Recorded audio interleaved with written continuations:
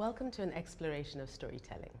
My name is Moihaki, and I'm enamored by the power and potential that stories have to change mindsets, shift norms, and bring about transformation. Take a moment and think about it. Much of what we learn and makes up our understanding of the world is defined by the stories we hear, whether it was from the folk tales we heard as a child or the videos and snippets we see each day pop up on our news or social media feeds. Stories surround us, and stories shape our perspectives. In my own journey using storytelling to build and reinforce positive narratives around identity, and as I use positive stories to bring to the fore uncelebrated aspects of my country, Kenya, a couple of key lessons have stood out for me. 1, people are hungry for the positive. 2, social media is an unprecedented arena for influencing norms, and when used with positive and strategic intent, it can actually be a force for action. 3, stories are as powerful now as they've been in the past in terms of shaping our worldview. It's only that our primary story mediums have changed. Allow me to repeat that. Stories frame our worldview, and good stories, well told, can invite us to a place of empathy, understanding, and action. Climate practitioners know how the power of a news clip from a community devastated by a hurricane can spur action in terms of thousands of people donating resources to help, or how climate activists such as Al Gore or Leo DiCaprio have used their influence to make climate change a relevant and exciting topic to new and younger audiences. Stories and storytellers have the power to bring about change at individual, collective, and even global levels. And the topic I'd like for us to explore in this session is how to translate the work in the arena of resilience into powerful stories that encourage change. Development practice is increasingly seeing a shift away from traditional reporting methods to engage audiences. And while numbers, reports, and data are still incredibly valuable tools of our trade, we're learning that enabling people to understand the why behind the work we engage in is more important than ever, and stories play a pivotal role in bringing that to life. In order to accelerate and cement social impact work, one should seek stories that move people.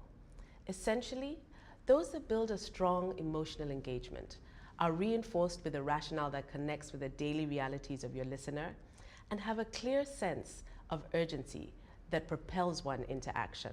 These 3 elements may often seem difficult to bring to life in conversations about the Anthropocene.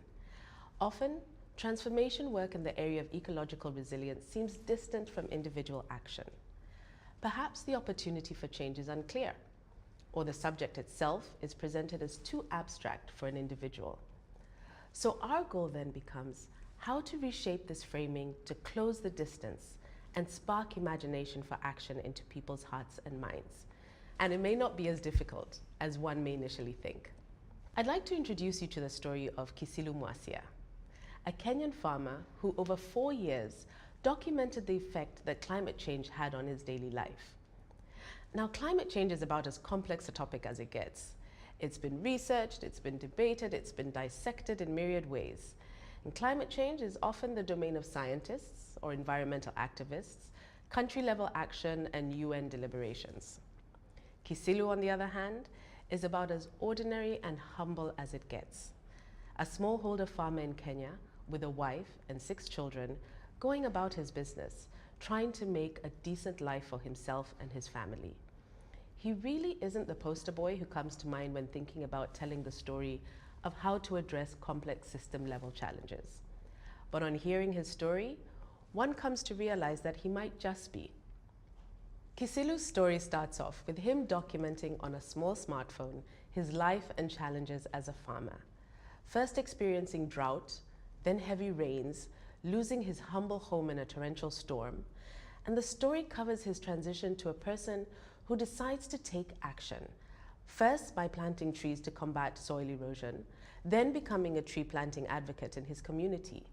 And through his climate diaries, he popped up on the radar of climate activists in Norway, interested in community-level resilience. And his journey began to take on a new and international twist. Eventually, Kisilu found himself attending COP21 in Paris as a climate justice warrior.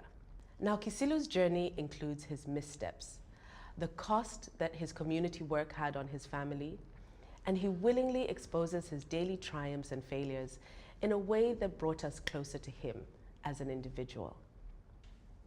His story is about resilience and adaptation that began with a personal story, then moved into the community, and then a global arena. His story is one of global climate change, told from the perspective of a farmer trying to bring forth a harvest, a father trying to provide for his family, a man trying to uphold his dignity in the face of adversity that is clearly beyond his control. It's an incredibly universal story, and it's the universality of his human experience that made his simple story so powerful and allowed it to resonate and rise to a global stage. His journey of individual resilience and his authentic desire to make a difference as a single individual has inspired thousands. And more importantly, his story shows the importance of the power of one in a journey that is often viewed as deeply complex. Today, Kisilu's work has not only inspired action within his community in Eastern Kenya, but has become a clarion call in global action for climate activists and ordinary folk just like him. I'd encourage you to take a look at this human story as it distinctly showcases how to inspire hope and positivity into a difficult subject.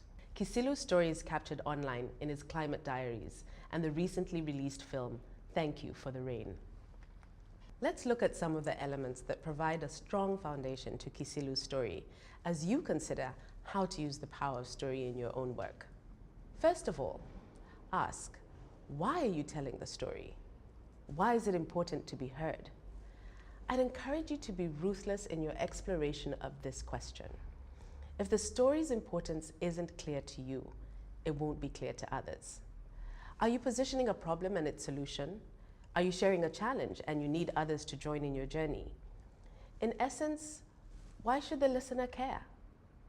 Remember that you are seeking to build a connection, and connections to your story happen when you invite your listeners on a shared journey. Which brings us to our second element. Who is the audience for your story? Your primary audience has to be clear. Why? Because as a practitioner, you no doubt will need some sort of input from them to achieve the change you seek. And if the story isn't tailored to be understood from a viewpoint that aligns with their interests, their inputs, their motivations, or their ability to make an impact, you likely will not reap the benefits that you seek. Every story can be viewed as generic, appealing to a wide range of audiences. But as a practitioner, the story that you're investing your time and resources in has to have somewhere that it is landing, and you need to design with that in mind. Whether it's the policymaker, the community activist, the climate financier, or the child whose worldview you are seeking to change, they need to be central to your design. Why? Because of the third element, your call to action. When a story has successfully bridged the social space between itself and the listener, the potential for action is not only enhanced, but activated. Suddenly, the story is no longer yours, but it's ours. By virtue of our shared humanity, the shared nature of this problem, our mutual responsibility and potential in bringing forth a solution, the clarity in which the listener's role is understood, what was your story now becomes our story, in need of the listener's input that will bring about a powerful kickstart for transformation. And these three questions provide the foundation for your story. From there, you can begin to structure the story, ensuring that it has a clear beginning, middle, and end. You can begin to explore which medium best builds a strong connection with your listener. Is it through written narrative, a photo story, documentary, or even an animated feature? Next, you can determine who best tells your story, for it might not always be best delivered from the perspective of you or your organization at the center. With these decisions made, you can begin to craft the authentic story that showcases the work that you're doing, the impact it's having, and the change you are inviting others to help make. My final words?